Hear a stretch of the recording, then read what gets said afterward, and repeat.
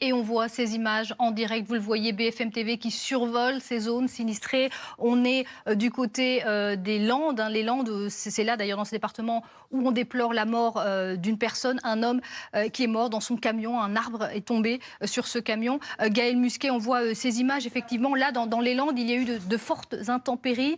Les crues, c'est ça qui a causé ce qu'on voit en ce moment? Oui, en fait, on a ces sols qui subissent en fait ces précipitations depuis quelques jours maintenant. Donc, on a ces sols qui sont complètement saturés. Donc, en fait, à chaque fois qu'une goutte d'eau va tomber, elle va ruisseler. Elle ne va pas forcément rentrer dans le sol. Elle va ruisseler et donc rejoindre sur tous ces bassins versants le cours d'eau le plus proche qui, lui, va alimenter évidemment la Garonne. Et donc, ce que l'on voit là, ce sont à la fois ces rivières, ces cours d'eau qui sortent de leur lit, qui inondent parfois certains quartiers, d'où certaines évacuations qu'on a pu voir. Et bien évidemment, là, ce sont des agriculteurs, ce sont des habitations, ce sont des sites aussi professionnels, industriels qui sont impactés directement par ces précipitations, d'où l'appel à la prudence évidemment des autorités, d'où les messages d'alerte. Il y a plus de 20 heures déjà que ces messages d'alerte ont été diffusés parce que les systèmes météorologiques sont performants, parce que ces systèmes d'alerte aussi permettent de mettre à l'abri et de proposer à ces populations de rejoindre des abris sûrs, et aussi de conseiller le secteur économique. On a vu dans les arrêtés de ces préfets, au vu de ces images, on se rend compte que c'était tout à fait approprié.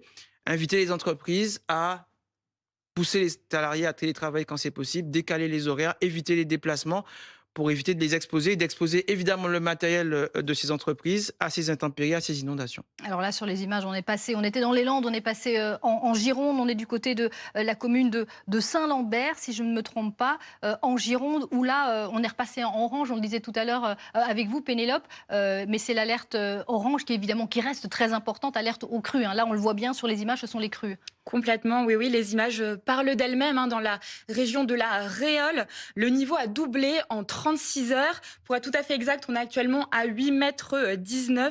Donc c'est évidemment considérable. Cet après-midi et puis demain, on attend de nouvelles précipitations sur des sols qui sont évidemment saturés en eau. Donc on n'est pas encore tout à fait sorti effectivement de cette situation avec, on le disait précédemment, de nombreux foyers qui sont privés d'électricité.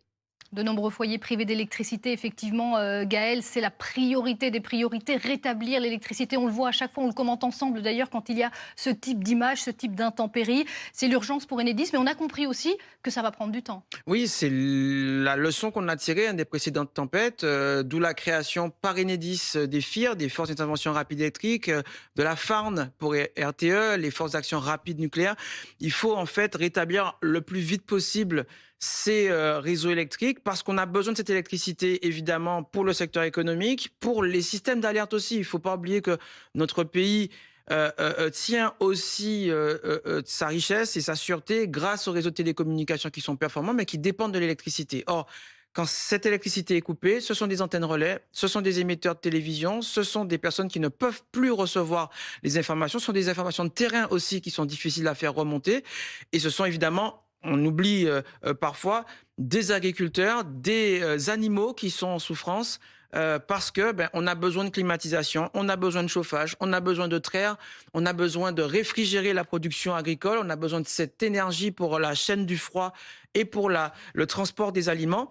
Tout cela dépend de l'alimentation électrique et donc cette électricité, nos forces spéciales électriques, Enedis, EDF et évidemment RTE sont à pied d'œuvre pour pouvoir maintenir quand c'est possible cette électricité et la rétablir, recoudre vraiment, littéralement, ce réseau électrique qui a souffert des chutes d'arbres. Ces arbres ont emporté souvent dans leur chute des ouvrages, des poteaux, des pylônes et parfois la ligne électrique elle-même.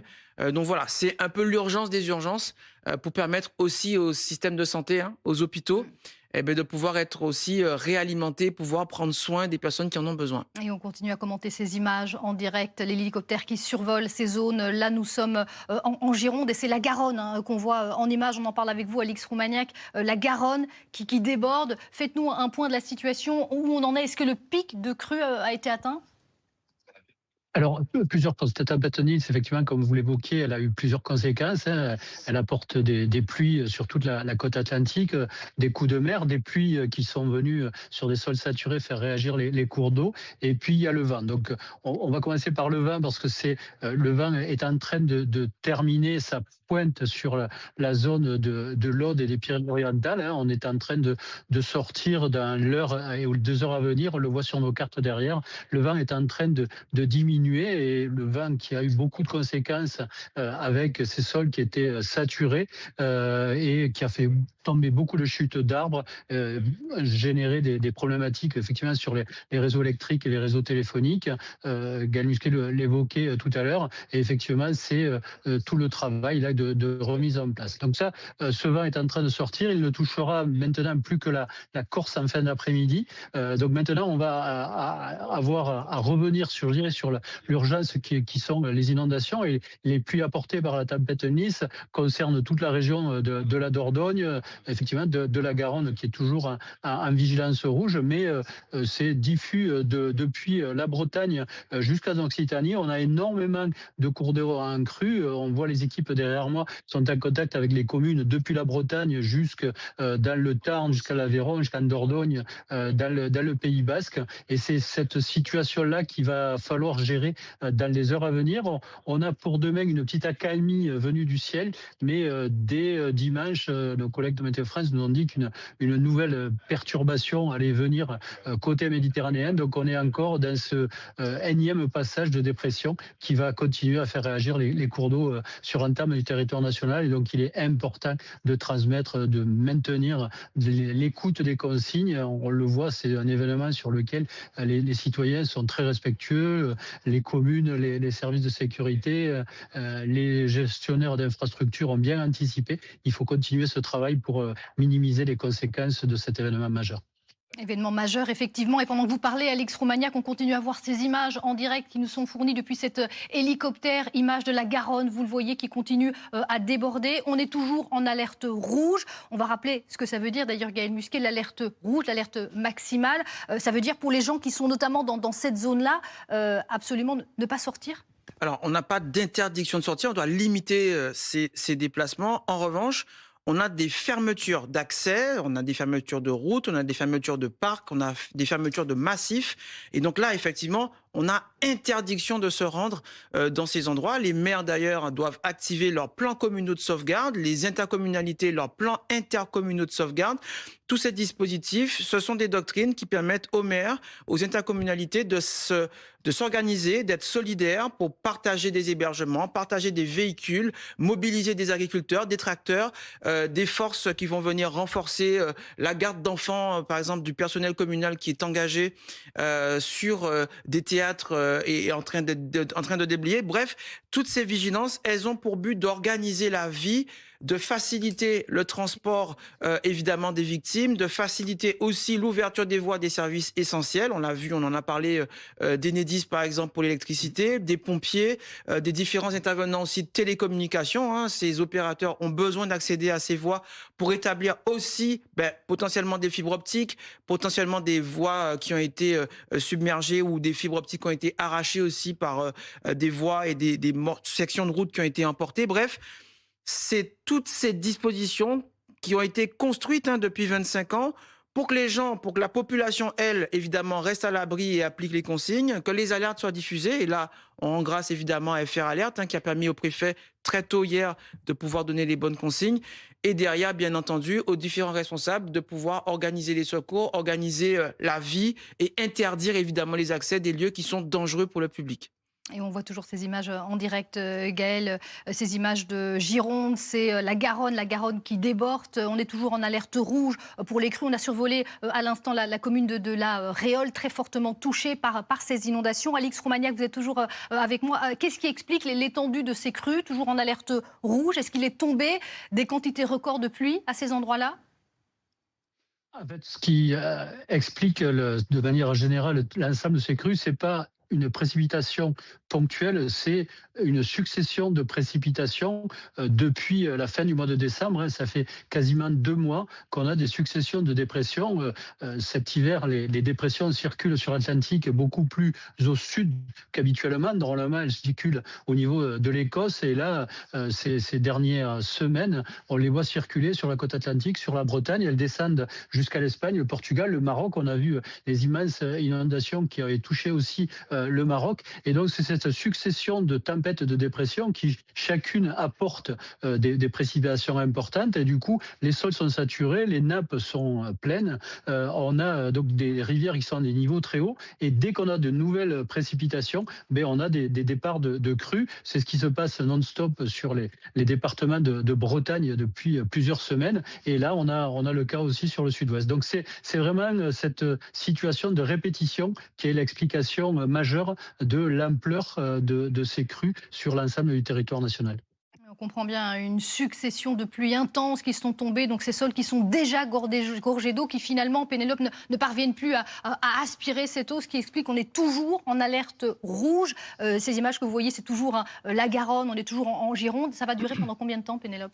Eh bien, écoutez, c'est difficile à l'heure actuelle de déterminer une date, tout simplement parce qu'on attend encore de nouvelles précipitations aujourd'hui, demain, dimanche, la semaine prochaine.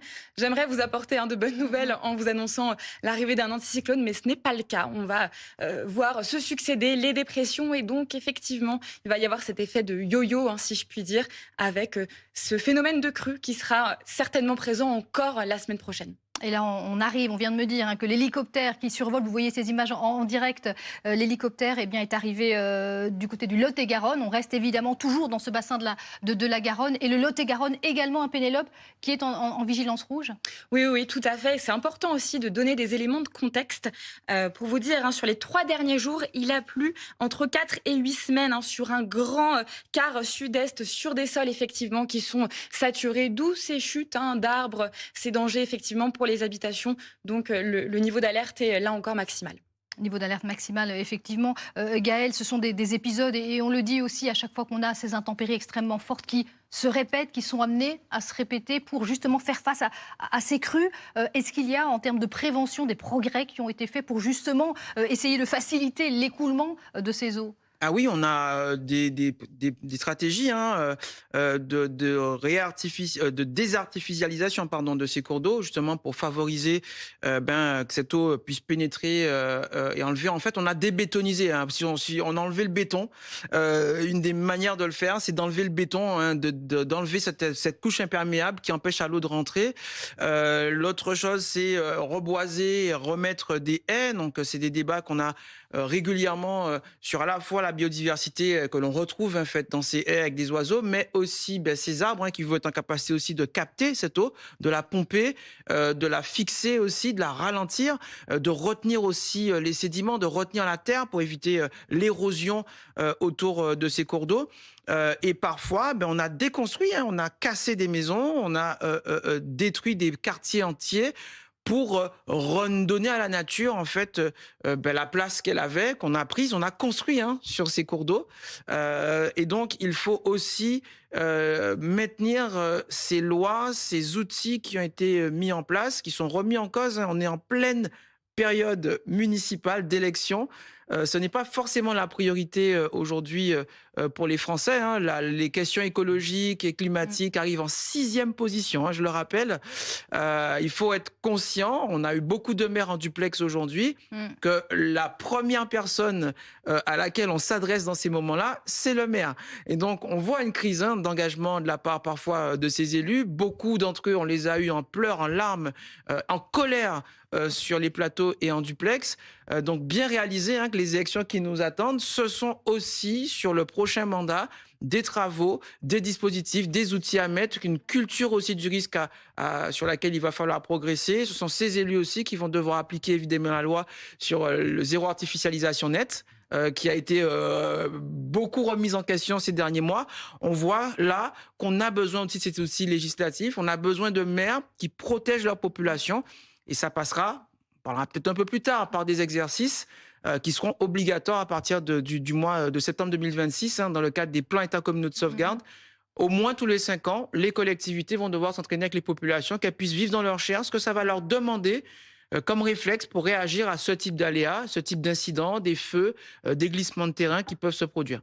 Alors que là, on continue ce périple, on continue à survoler ces zones sinistrées après la Gironde. On est dans le Lot-et-Garonne, donc. Et là, on approche, on a aperçu quelques images, une petite une commune, c'est la commune de Marmande, hein, qui, elle aussi, évidemment, est en alerte rouge, hein, puisque c'est tout ce bassin de la Gironde. Marmande qui est en alerte rouge. Et évidemment, Gaëlle, quand on voit ces images, tant qu'on est dans des zones, évidemment, où il y a beaucoup de végétation, on peut imaginer que la situation est moins grave. Mais quand on s'approche des villes, c'est là qu'on voit, à la Réole, ça a été le cas, hein. C'est là qu'on voit évidemment les inondations, l'eau qui évidemment entre et pénètre dans ces localités. Oui, on a l'impression de revoir les images de l'automne 2023, de l'hiver 2024. Souvenez-vous, nos compatriotes, nos citoyens et citoyens du Nord, du Nord-Pas-de-Calais, hein, qui ont subi ces inondations à répétition entre l'automne et l'hiver.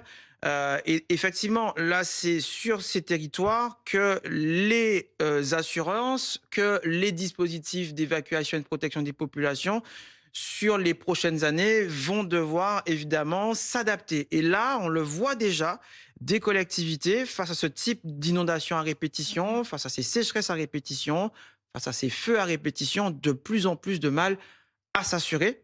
On en parlera dans un second temps. La priorité des priorités aujourd'hui, c'est de passer au travers de cet épisode venteux et de ces inondations en vie, en sécurité, avec le moins de blessés possible. Chaque blessé, chaque mort est un mort, un blessé en trop. Il faut toujours le rappeler. L'objectif principal, c'est de préserver des vies. Mais oui, ça porte aussi atteinte à la sécurité des biens.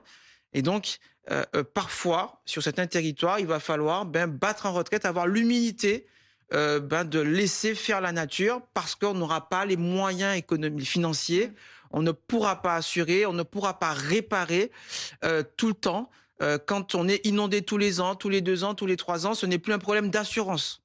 On parle de solidarité nationale, de réaménagement, de reconstruction du territoire, parce que là, on a une certitude qu'on va avoir un aléa. Et donc là, effectivement, avec ces conséquences aussi du réchauffement climatique, il va falloir penser des politiques publiques pour s'adapter. Tout à fait, d'autant que ça coûte souvent moins cher d'agir en prévention plutôt qu'en réparation. Et ça, c'est aussi important de le dire, effectivement, dans un contexte d'élection municipale, hein.